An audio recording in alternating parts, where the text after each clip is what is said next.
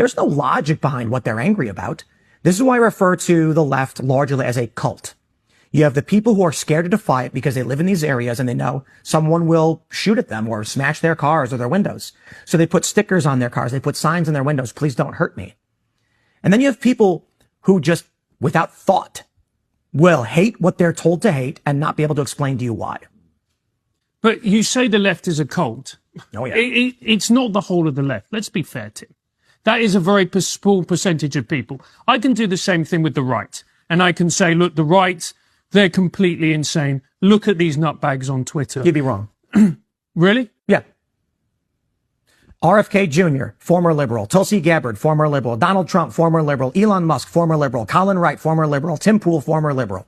How is it that the popular vote winner, Donald Trump, was a Democrat up until his first term? That Tulsi Gabbard, DNI, former Democrat, that I supported in 2020. I never voted Republican. I didn't like Republicans. And now the Republican MAGA movement, not the neocons, is an eclectic bunch of diverse views which debate each other. How is it that Charlie Kirk, Christian conservative with one of the largest conservative platforms, invites moderate pro-choice Tim Pool onto his stage for his biggest event of the year to discuss those views to the public? On the left, what do you think would happen if you went and opposed their views at a public forum? You'd be threatened with violence.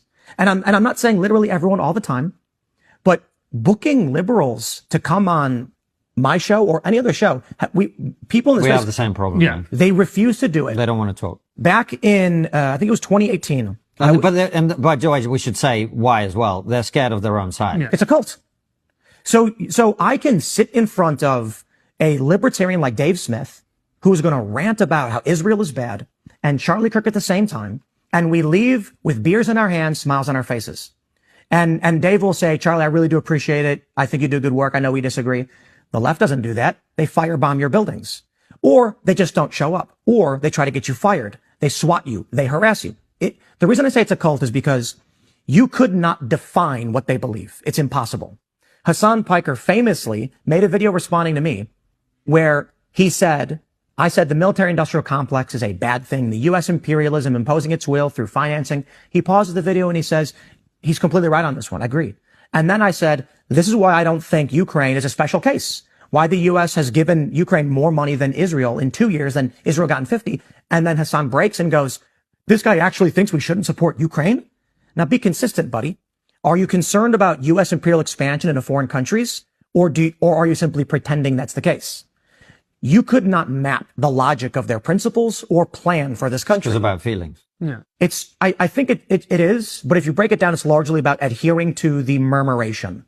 The left swings around randomly in random directions.